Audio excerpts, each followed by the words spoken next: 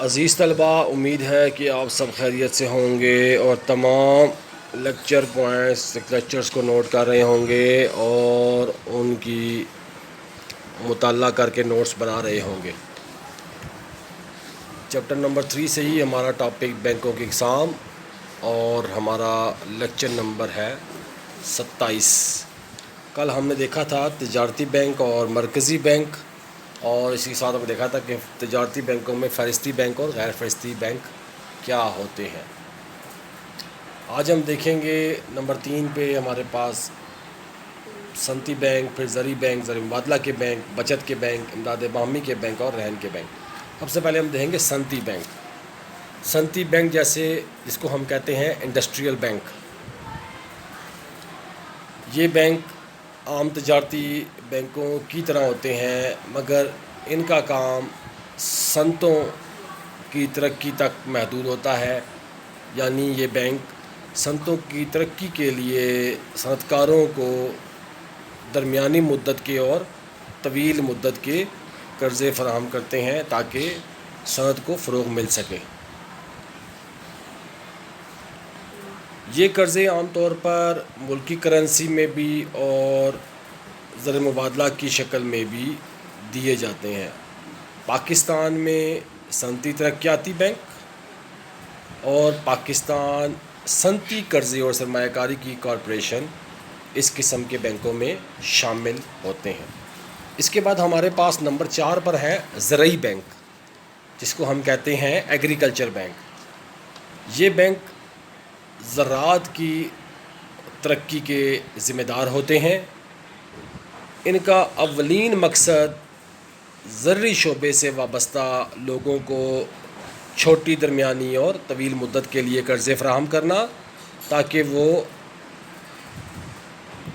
افراد کھاد، بیج، ادویات، ٹیوب ویل، ٹریکٹرز وغیرہ اور دیگر زرعی آلات وغیرہ خرید سکیں اور زراعت کو جدید خطوط پر استوار کر سکیں۔ زراعت میں مشینی کاشت کے ذریعے پیداوار میں اضافہ بھی کر سکیں۔ عام طور پر یہ بینک کاشتکاروں کو جو قرضے ہیں وہ آسان شرائط پر فراہم کرتے ہیں۔ پاکستان میں اس کا نام زرعی ترقیاتی بینک آف پاکستان ہے۔ اس کے بعد ہمارے پاس ہے زر مبادلہ کے بینک۔ یہ ایسے بینک ہوتے ہیں جو عام طور پر زر مبادلہ کا کام کرتے ہیں۔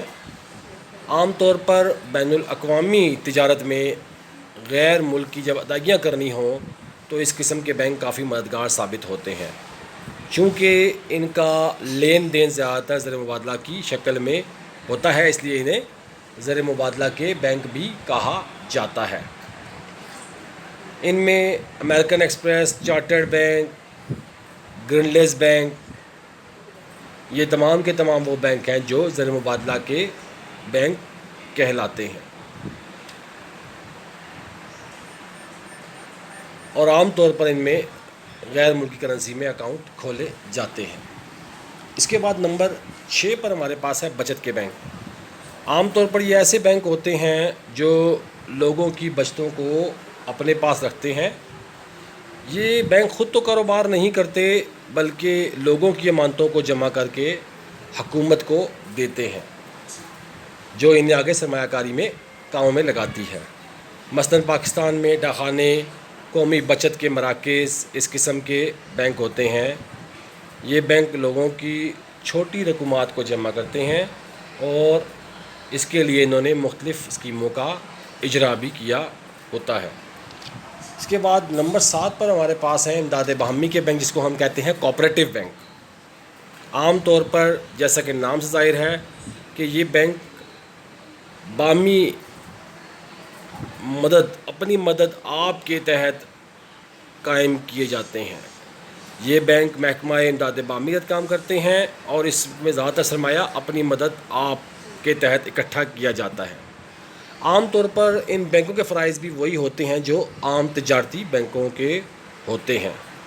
زیادہ تر یہ بینک پاکستان کے دیہی علاقوں میں کاشتکاروں کو قرضہ دینے کی سہولت کے لیے قائم کیے جاتے ہیں۔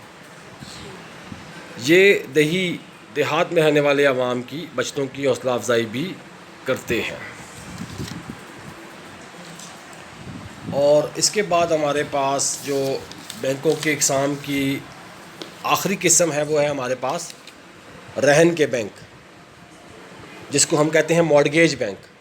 عام طور پر یہ ایسے بینک ہوتے ہیں جو لوگوں کی جائیداد مثلاً زمین، مکانات، صنعتی مشینری اور دیگر قیمتی اشیاء کو بطور رہن رکھ کر انہیں قرضہ فراہم کرتے ہیں، اور جب تک ان کو قرضے کی رقم واپس نہیں کی جاتی اس جائیداد سے آمدنی حاصل کرتے ہیں۔ مثلاً کسی مکان کا کرایہ، زمین کی پیداوار جو رہن رکھی ہو بینک کی آمدنی کا حصہ ہوتی ہے۔